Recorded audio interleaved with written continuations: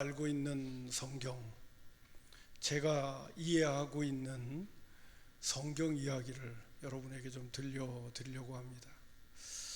각자 나름대로 성경을 바라보는 시각도 다를 수도 있지만은 제가 오늘 성경에 있는 말씀들을 조목조목 나열하면서 말씀을 드릴 테니까요.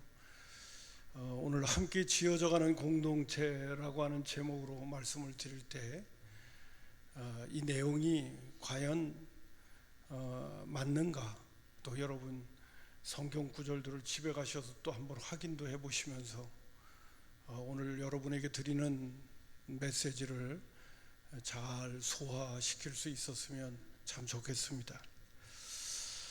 먼저는 구약에 나오는 믿음의 선배들 가운데 보게 되면 하나님이 너무 소중한 분이고 또 하나님을 사랑하기 때문에 하나님이 계신 곳, 하나님의 처소, 하나님의 성전을 사모하고 그리고 갈망하고 그리고 바라보는 그런 시들을 특별히 시편에서 찾아볼 수가 있게 되어집니다. 시편 84편 1절부터 4절부터는 고라의 자손이 기록했다라고 하는 시가 나오는데 1절부터 4절까지를 먼저 한번 다 같이 한번 읽어보도록 그렇게 하겠습니다. 자, 준비되셨으면 다 같이 한번 읽습니다. 시작. 만군의 여호와여, 주의 장막이 어찌 그리 사랑스러운지요. 내 영혼이 여호와의 궁정을 사모하여 쇠약하며 내 마음과 육체가 살아계시는 하나님께 부르짖나이다. 나의 왕, 나의 하나님, 만군의 여호와여, 주의 제단에서 참새도 제 집을 얻고 제위도 새끼들 보금자리를 얻었나이다. 주의 집에 사는 자들은 복이 있나니 그들이 항상 주를 찬송하리이다. 여호와의 궁정을 사모하다가 자신의 몸이 아주 쇠약해졌다고까지 고백하고 있고, 뿐만 아니라 주의 집에 사는 자들은 정말 복되다. 그러면서 그들이 항상 주님을 찬송한다. 나도 그러고 싶다. 나도 그런 사람으로 살고 싶어서 오늘도 주님의 궁정이라고 표현했죠. 주님의 성전을 아주 사모하고 있다라고 고백합니다. 시편 132편 3절부터 5절까지 있는 말씀은 다윗의 시인데, 이렇게 그가 여호와의 장막, 여호와의 처소를 찾느라고 아주 제가 표현을 빈다면 혈안이 되어 있는 그런 모습을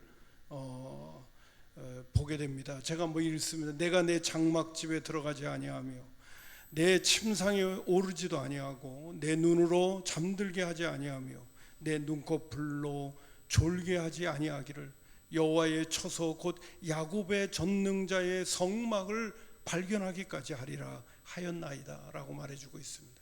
스스로가 집에도 들어가지 않고 침상에 눕지도 않고 또 잠도 자지 않고 졸지도 않으면서 여호와의 처소, 여호와의 장막을 발견하기 위하여 애쓰고 있는 그러한 다윗의 고백을 우리는 여기서 찾아볼 수 있게 됩니다. 유명한 또 시 가운데는 시편 142편 1절과 2절을 보면 이건 고라 자손의 교훈으로 주어진 마스기라라고 했는데, 하나님이여 사슴이 시냇물을 찾기에 갈급한 같이, 여러분 많이 들어보셨죠? 사슴이 목말라 갖고 시냇물 찾을 때는요 미치광이가 되어버린답니다. 미치광이가 목말라 할 때는.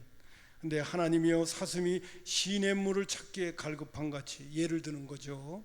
내 영혼이 주를 찾기에 미쳤습니다. 갈급하나이다. 내 영혼이 하나님 곧 살아계시는 하나님을 갈망하나니 내가 어느 때에 나가서 하나님의 얼굴을 배울까. 여러분, 왜 이런 시들이 기록되어졌을까요? 하나님이 너무 소중하기 때문에, 하나님이 너무 사랑스럽기 때문에, 하나님이 너무 귀하기 때문에, 하나님이 자신에게 소중한 존재이기 때문에 하나님을 찾고 갈망하고 사랑하는 고백을 지금 하고 있는 모습을 보게 되어집니다. 저와 여러분은 어떠십니까? 오늘 예배드리러 나올 때 이런 마음으로 나오셨습니까? 저와 여러분에게 이 시인들과 같은 고백이 내 마음속에 있습니까? 저는 여러분에게 먼저 이 구절들을 나열하면서 이번에 21일 동안 우리가 인터넷으로 방영되기는 했습니다마는 오린교회에서 진행되어졌던 다니엘 기도에 정말 많은 그런 간증자들이 나와서 자신의 삶을 통해서 하나님께서 도와주시고 인도하시고 역사하셨던 그러한 간증들의 이야기를 많이들 했습니다. 어떤 간증자의 이야기를 들을 때는요, 야, 어떻게 저런 가운데서도 믿음으로 이겨냈는가 안타까움이 있고요. 또 여러분 지금 탈북자가 나와서 간증할 때도요, 지금도 북한에 있는 많은 내 백성, 한국말 같이 하는 내 백성, 올 겨울이 가장 힘들답니다. 유엔에서도 모든 그런 공급하는 것들을 전부 다 끊고 제재를 막고 그래가지고요, 북한에 있는 사람들은 제가 지난주에 일부 예배 때도 얘기했습니다마는 한 끼 이상 먹는 사람이 그렇게 많지 않답니다. 그리고 지금 기아대책에서는 북한에 있는 그 마을들을 가면 국수 공장들이 있는데요, 밀가루가 없어서 국수를 못 만들어낸대요. 그런데 기아대책과 연결이 되어져 가지고요, 밀가루를 공급하고 그 국수 공장에서 국수를 만들어서 끼니를 연명하는 그러한 일들을 지금 하고 있다고 합니다. 그런 얘기를 들으면 이 남한 땅에서 살면서 여기서 20-30km만 가면 곧 북한 땅인데, 야, 어째요 북한에 살고 있는 사람은 뭐 특별한 무슨 뭐 죄져서 그런 겁니까? 그런 건 아니잖아요. 그런 모습들을 볼 때마다 너무 마음이 아파요. 우리는 이렇게 풍요롭게 살고 있는데, 여러분 하루에 2끼 먹는다고 원망불평하는 분이 있습니까? 살이 찔까봐 2끼 먹지요. 다들 3끼들 먹잖아요. 북한에 있는 사람은 한 끼 먹는 게 그렇게 쉽지가 않답니다. 서민들한테는 그렇대요. 이번에 여러분 기아대책에서 북한하고 연결되어져 가지고요 하고 있는 이 겨울이 정말 중요한 때래요. 굶어 죽을 사람들이 정말 많답니다. 우리가 하루에 한 달에 10,000원만 보내주면 그들을 격려할 수 있는 좋은 기회도 되니까요. 여러분 조금만 아껴서 함께 할 수 있었으면 참 좋겠어요. 그런 분들에 대한 이런 간증을 들으면요, 너무너무 안타까운 거예요. 어머니가 중국으로 갔다가 오질 않아요. 자기가 왜 안 하냐, 뭐 몸 팔아야 되는 그런 입장이 돼버리고, 지금도 탈북을 하면서 중국으로 가가지고 어려움 당하는 여성들이 너무너무 많은 거예요. 집으로 돌아오지 못하고 탈북도 안 되고 이런 사람들이 너무 많은 거예요. 그런 얘기들을 이렇게 들어 1,000,000원이면 한 사람씩 구원해낼 수 있대요. 지금 중국에 가서 몸 팔고 살아야 되는 사람들을 1,000,000원씩만 있으면 한국 땅으로 건져낼 수가 있답니다. 그런 얘기도 들으면서 저는 이제 그 많은 어려움을 당하는 분들이 한결같이 얘기하는 게 뭐냐 하면요, 앞으로 어떤 일이 일어날지 모른다. 그렇죠. 신앙생활 하면서도 예수 잘 믿는다고 좋은 일만 있나요? 그건 아니거든요. 우리가 인생을 살다 보면 하나님이 또 우리를 연단시키시고, 또 하나님이 우리로 하여금 하나님의 사람 만들려고 다양한 또 상황들이 우리에게 전개되잖아요. 그분들도 그런 얘기, 앞으로 어떤 일이 있을지 모릅니다. 그러나 주님이 나와 함께 하시는 한 나는 넉넉히 이길 수 있다고 얘기하는 거예요. 다른 이유는 얘기 안 해요. 어려움을 극복했다, 좋은 일이 생겼다, 그런 얘기를 하지 않습니다. 주님이 나와 함께 하는 한 그 모든 어려움의 삶을 능히 극복할 수 있는 줄 믿습니다 라고 간증을 마무리들을 하는 거예요. 여러분, 정말 그분들이 만난 하나님, 저와 여러분의 하나님이 되어야 될 줄로 믿습니다. 그래서 요번에 제가 이렇게 있으면서 그 간증들을 들으면서 마음속에 기도 제목이 하나 생긴 게 있어요. 그게 뭐냐 하면 내 환경이 어떻든 늘 하나님을 변함없이 사랑하면서 살아야 되겠다. 우리는 우리 환경에 따라서 막 하나님이 좋다가도 싫다가도 뭐 기쁘다가도 원망 불평이 되다가 이렇게 되는데, 그래서는 안 되겠다. 하나님을 변함없이 사랑하는 그런 믿음의 사람으로 살아가야 되겠다. 그런 마음이 제 안에 들더라고요. 동시에 오늘 제가 이 성경 구절을 인용하면서 여러분들에게 또 당부 드릴게요. 여러분, 우리의 인생의 끝까지 나와 동행하실 분은 주님밖에 없습니다. 요사이 또 주변에 있는 분들을 보면 남편을 일찍 이어서 삶의 의욕을 잃어버린 분들을 이렇게 보기도 해요. 또 어떤 분은 아내를 잃어버리고 또 자식을 먼저 보냄으로 인하여 삶의 의욕을 잃어버린 분들도 있어요. 그럼에도 불구하고 여러분, 우리의 인생의 끝까지 나와 함께 동행하실 분은 오직 주님밖에 없다는 것을 여러분 기억하시고요. 드리고 싶은 말씀은 이 말씀이에요. 주님과 좀 잘 지내십시오. 그분은 내 인생의 끝까지 함께 동행하실 분이니까요. 아멘. 아내는 남편한테 여보 나보다 먼저 가면 안 돼. 남편은 또 아내는 또 남편한테 그러기는 하지만은 여러분, 우리의 인생의 끝까지 동행하실 분은 주님밖에 없는 줄 알고요. 평소에 주님과 좋은 관계를 갖고요. 주님과 깊은 교제를 나누면서 나의 삶에 어떤 상황이 주어지더라도 주님 때문에 나는 감사합니다. 주님 때문에 나는 행복합니다. 그렇게 고백할 수 있는 주님과의 사귐과 친밀감과 교제가 이루어지고, 오늘 제가 인용했던 이 성경 구절처럼 주님을 그렇게 갈망하고 사모하는 분들이 되기를 주님의 이름으로 축복합니다. 아멘. 자, 그러면 오늘 본문에 나오는 말씀을 위해서 성전에 대한 이야기를 좀 하려고 합니다. 왜 이런 얘기를 하면서 성전에 대한 얘기를 하냐면, 성전은 하나님이 임재하시는 곳이기 때문에 그래요. 성전은 하나님이 임재하시는 장소이기 때문에 그렇습니다. 구약에서는 이스라엘 백성들은요, 성전 중심의 신앙생활을 했어요. 하나님께서 성막과 더불어 솔로몬 때는 성전까지 짓게 하셨는데, 그들에게 예루살렘 성에 성전을 지으면서 하나님이 하시는 말씀이 뭐냐면, 너희들은 아무리 멀리 흩어져 있더라도 1년에 3번은 반드시 예루살렘에 와서 하나님 앞에 절기를 지키고 예배를 드려야 된다라고 명령하셨어요. 그게 바로 유월절과 오순절과 장막절입니다.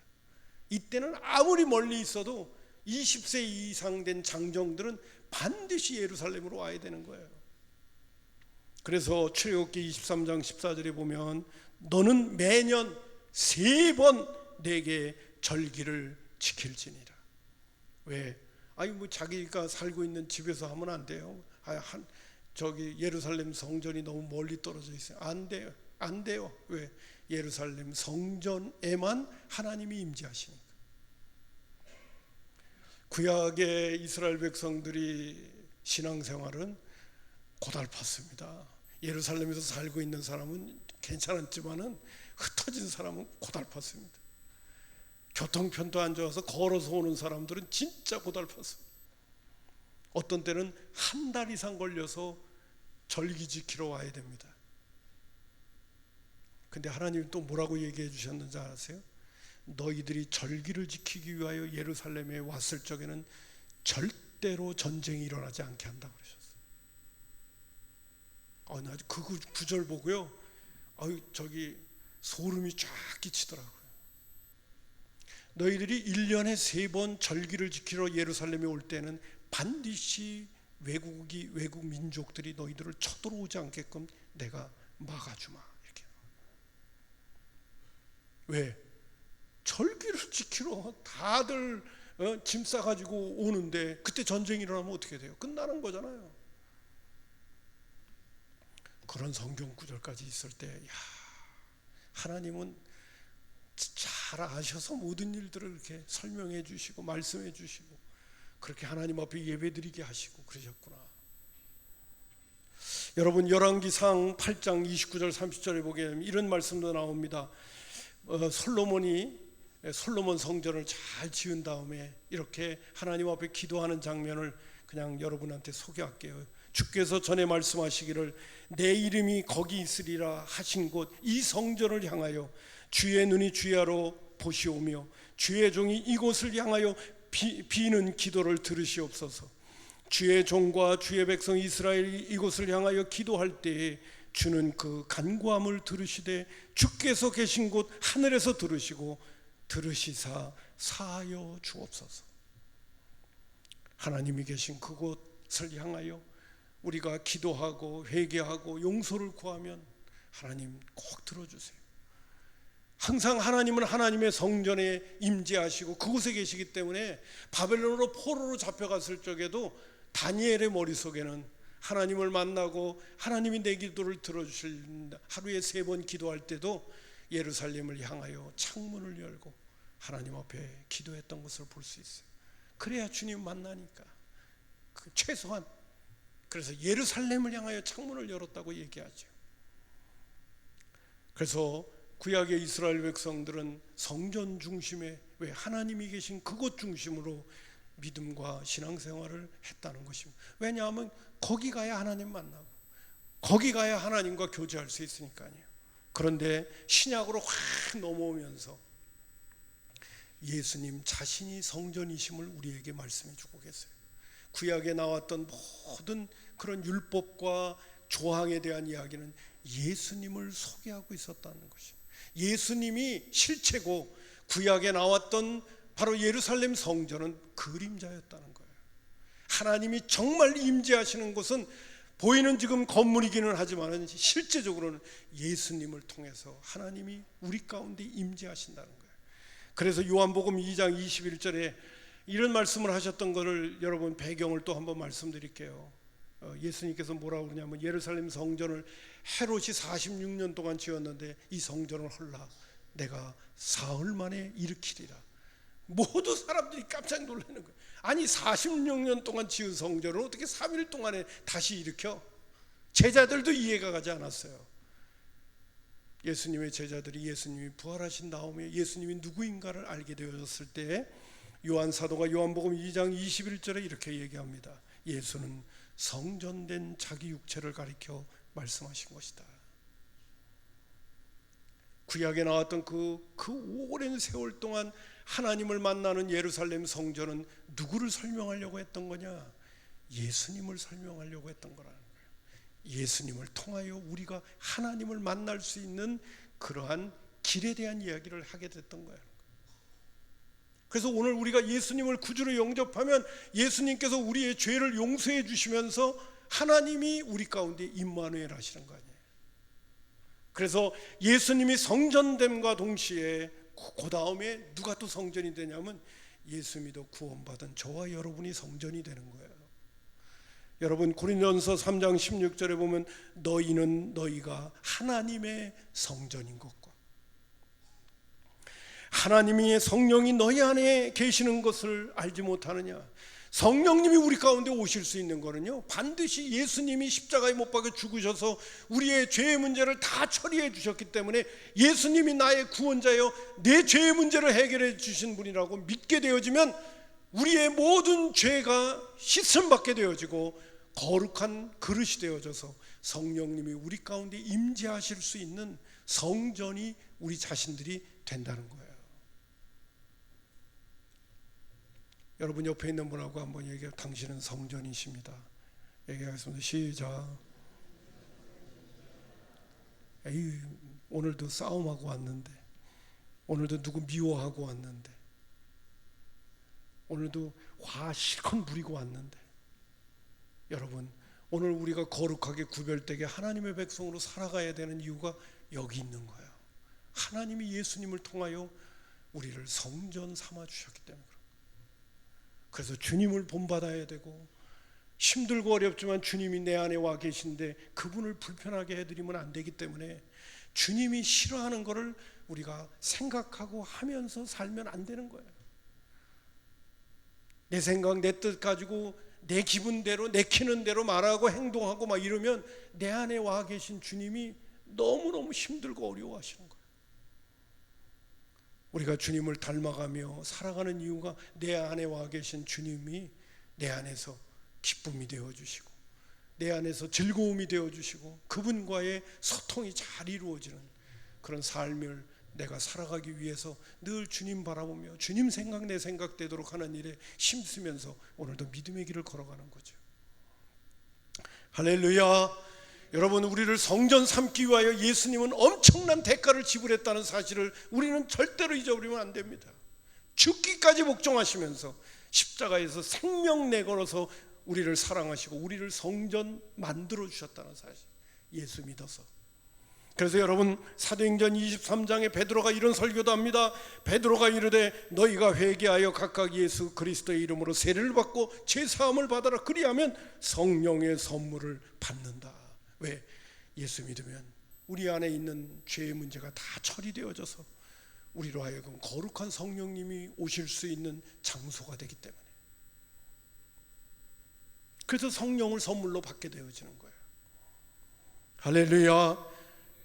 여러분, 우리를 이토록 사랑하십니다. 우리를 성전 만들어 주시기 위하여 아들까지도 아끼지 아니하시고 우리를 위하여 희생의 사랑으로 하나님은 아들 주셨고 아들 대신 예수 그리스도는 우리를 성전 만들어 주시려고 십자가에 죽기까지 복종하신 이 하나님과 예수님의 사랑을 우리는 마음에 품고 오늘 우리 모두는 성전의 사람으로 살아가야 될 줄로 믿습니다. 이게 하나님께서 우리를 향한 구원의 역사예요.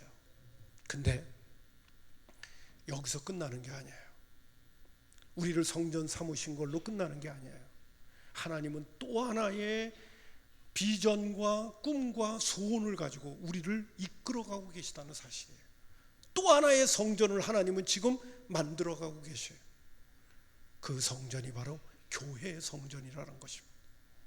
여러분, 오늘 본문에 있는 말씀을 보시기 바랍니다. 19절부터 제가 보겠습니다. 오늘 본문의 말씀을 보겠습니다. 그러므로 이제부터 너희는 외인이 아니요 나그네도 아니요 오직 성도들과 동일한 시민이요 하나님의 권속이라, 권속이라는 하나님의 가족이라. 20절에 너희는 사도들과 선자들의 터 위에 세우심을 입은 자라. 사도들과 선자의 터 위에 세워졌다는 것은 교회를 이야기하는 거예요. 그리스도 예수께서 친히 모퉁이 돌이 되셨느냐. 모퉁이 돌이라고 하는 것은 대표적인 의미도 의미할 수도 있지만 모퉁이 돌을 통해서 서로 연결시켜 준다는 거예요. 예수님이 모퉁이 돌이 되셔서 우리와 너와 나와의 관계를 연결시켜 주시는 일을 하신다는 거예요. 그러면서 21절에 그의 안에서 건물마다 서로 연결하여 주 안에서 뭐가 돼가고, 주 안에서 뭐가 된다고요?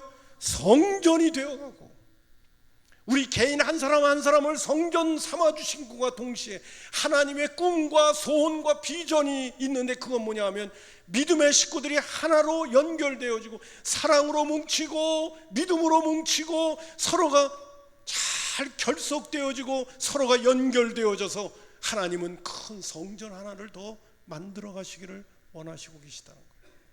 그게 바로 뭐냐? 교회 성전이라는 겁니다.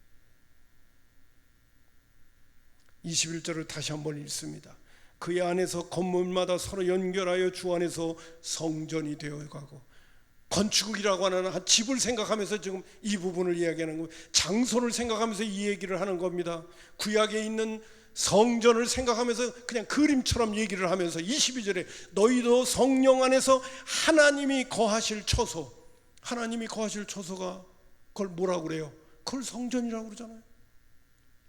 너희도 성령 안에서 하나님의 거하실 처소가 되기 위하여 그리스도 예수 안에서 함께 지어져 가느니라고 말해주고 있어요. 오늘 하나님은 우리 각자를 성전 삼아 주실 뿐만 아니라 믿음의 식구들이 잘 서로가 연결되어져서 하나님은 큰 성전을 또 하나 오늘도 만들어가고 계시는 것이 하나님의 소원이요 하나님의 구원의 궁극적인 목표란 말이에요. 여기까지 여러분 좀 이해해 오셨어요? 여기까지만 들어도 뭐가 생각이 좀 나셔야 됩니까? 아, 교회가 생각보다 중요하네. 교회 공동체라는 것이 생각보다 중요하네 라는 생각을 여러분 가지셔야 됩니다. 동시에 요한계시록 21장으로 확 가겠습니다. 여러분 요한계시록 21장 1절과 2절을 보겠습니다. 잘 보세요. 이제 정신을 번쩍 차리고 보셔야 됩니다. 요한계시록 21장 1절과 또 내가 새 하늘과 새 땅을 보니, 역사의 모든 끝부분입니다. 하나님께서 새 하늘과 새 땅을 주시면서 영원한 하늘나라에 대한 이야기를 지금 하고 계시는 거예요. 요한 사도를 통해 보여주실 때의 이야기입니다. 내가 새 하늘과 새 땅을 보니 처음 하늘과 처음 땅이 없어졌습니다. 바다도 다시 있지 않습니다. 이 바다는 특별히 뭐 또 설명이 필요하게 한데 이건 없어져야 되는 거예요. 바다도 다시 있지 않더라. 또 내가 봄에 거룩한 성 새 예루살렘이 하나님께로부터 하늘에서 내려오니, 새 하늘과 새 땅이 만들어진 그곳에 하늘에서부터 거룩한 성 새 예루살렘이 하나님께로부터 하늘에서 내려옵니다. 올라가는 것이 아니라 내려옵니다. 그 준비한 것이 신부가 남편을 위하여 단장한 것 같더라. 성경을 조금 본 분은 알 겁니다. 신부가 남편을 위하여 단장한 것 같더라. 이 신부가 누구를 가리키는 겁니까? 교회를 가리키는 거예요.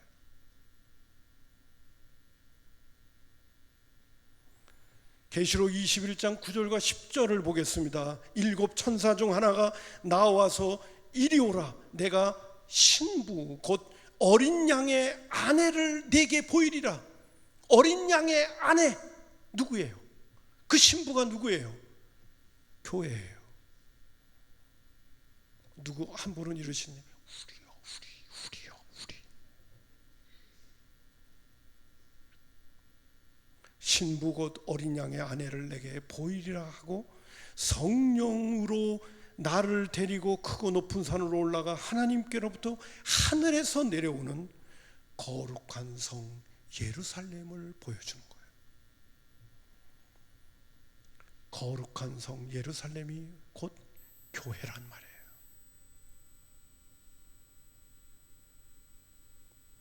하나님이 거하실 처소가 되기 위하여 함께 지어져가는 성전이 교회고, 그 교회가 마지막 새하늘과 새 땅일 때, 새로운 세계가 펼쳐질 때, 새 예루살렘 성으로 이 땅에 내려올 때, 그것이 신부인 어린 양의 아내인 교회라고 우리에게 말해주고 있는 것이에요.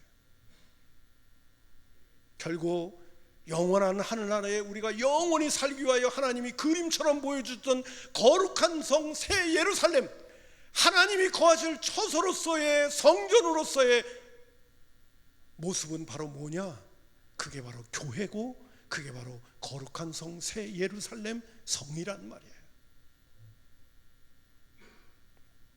그렇기 때문에 우리가 구원받는 백성으로 그날 우리가 주님과 더불어 영원 무궁토록 살 하나님의 나라의 백성으로 산다고 그럴 적에 우리가 꼭 놓치면 안 되는 것은 우리 모두는 교회와 연결되어져 있어야 된다는 거예요. 교회의 한 지체로서의 그 관계성을 놓치면, 제가 이런 표현까지 쓰고 싶어요. 구원하고 문제가 있다는 거예요. 왜? 새 예루살렘 성이 교회이기 때문에, 하나님이 거하실 처소로서의 성전으로 지어진 완성된 모습이기 때문에 그런 거예요. 그리고 여러분 요한계시록 21장 22절에 보면 예루살렘 성이 있으면 예루살렘 성 안에 성전이 있잖아요. 구약에 보게 되면 느헤미야가 성전을 지어놓은 다음에, 느헤미야 성전, 스룹바벨 성전을 지은 다음에 그 다음에 성이 무너져 있어서 느헤미야가 와가지고 성전을 수축하잖아. 성이 있다면 그 안에 성전이 있어야 되잖아. 근데 요한계시록 21장 22절에 보면 성 안에 내가 성전을 보지 못했다는 거예요. 왜요? 거룩한 성 새 예루살렘 성이 성전이 되어졌기 때문에 그런 거예요.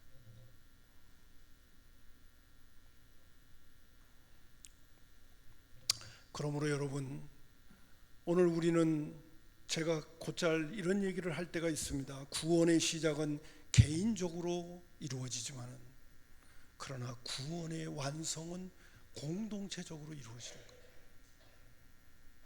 혼자 구원받는 게 아니에요.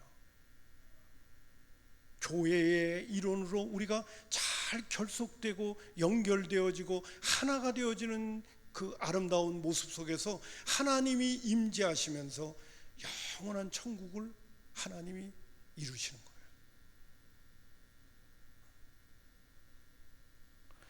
그냥 쉽게 좀 표현을 하겠다면요, 여러분 계시록 6장 11절에 보게 되면 구원받는 수가 차야 된다는 얘기가 숫자적으로만 생각을 해보십시다. 각각 그들에게 신 두루마기를 주시며 이르시되 아직 잠시 동안 쉬되 그들의 동무 종들과 형제들도 그 수가 차기까지 하라 하시더라. 여러분, 구원받는 숫자도 차야 되는 거예요. 하나님이 원하시는 퍼즐이 있어요. 하나님의 나라, 하나님이 임재하시는 성전을, 하나님이 임재하시는 그 성전을 위한 퍼즐이 있단 말이에요. 거기에 모든 구원받는 숫자가 거기에 퍼즐에 딱 맞아야 된단 말이에요. 하나님은 그 마인드를 갖고 계신 거예요. 그 영원한 천국에 대한 모습을 하나님은 갖고 계신 거예요. 그 영원한 천국을 오늘도 꿈꾸시고 소원하시면서 오늘 우리에게 교회를 주신 거예요.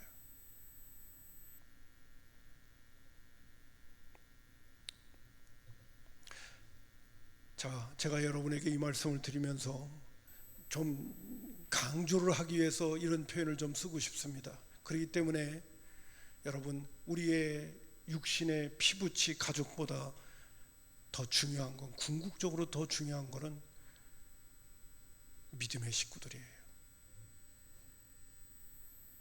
하나님께서 궁극적으로 만들어내실 새하늘과 새 땅에서의 거룩한 성 새 예루살렘은 교회 공동체를 이야기하는 거예요. 가족, 가끔가다 권사님들 가운데 그런 권사님이 우리 남편 보고 싶어요. 근데 속으로는 제가 성경에 있는 부분을 알지만 천국 가면 만나시면 되죠. 그러지만 여러분, 천국 가면요, 하나님의 나라에 들어가게 되면 가족 관계는 다 해체되는 거예요.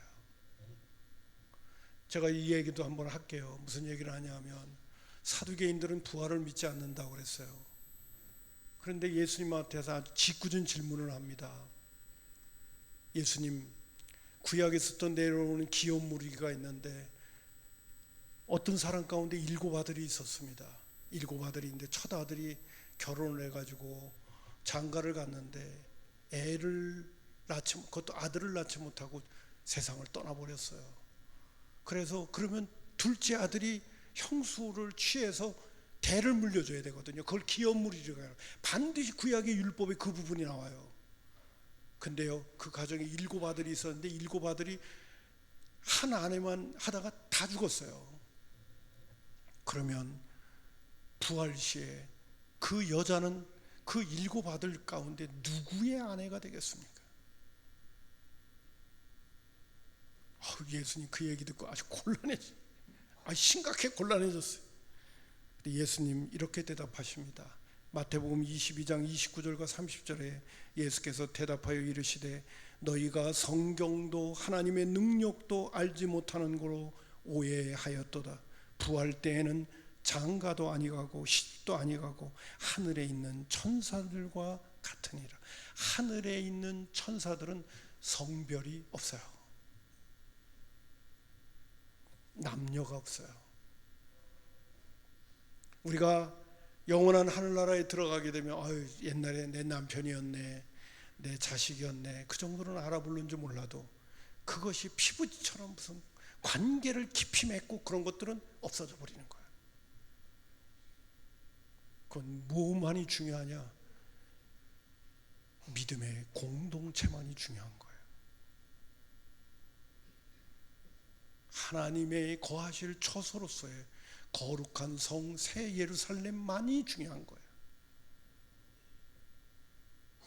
나는 우리 믿음의 식구들을 가끔가다 볼 때마다 그런 모습을 봅니다.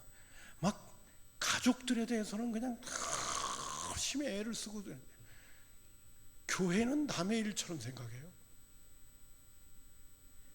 사실은 성경을 들여다보면 가족보다 교회가 궁극적으로는 더 중요한 관계인데,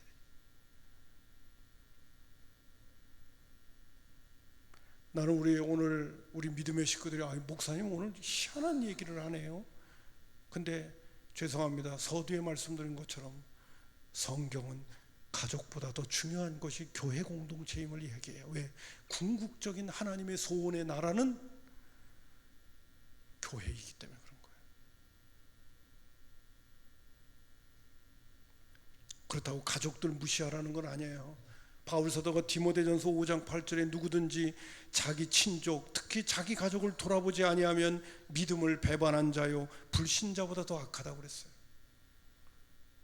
그러나 저와 여러분이 성경을 제대로 보고 하나님이 꿈꾸시는 영원한 하늘나라, 소망의 나라, 새하늘과 새 땅을 하나님이 이루시려고 하는 그 나라의 백성이 된다는 것을 생각하면 우리가 더 중요한 것은, 가족관계보다 더 중요한 것은 교회 공동체의 믿음의 식구들과의 관계라는 거예요.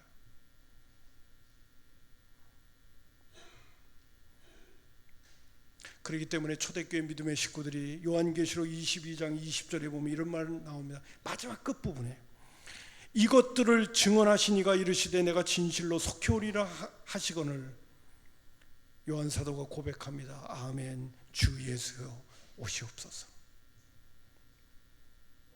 주 예수여 오시옵소서. 이거는 라틴어로 마라나타라고 하는 거예요. 주님 어서 오세요. 우리는 하나님이 임재하시는 하나님의 처소를 준비하고 있습니다. 주님 어서 오십시오. 그리고 그 새하늘과 새 땅을 나는 오늘도 꿈꿉니다.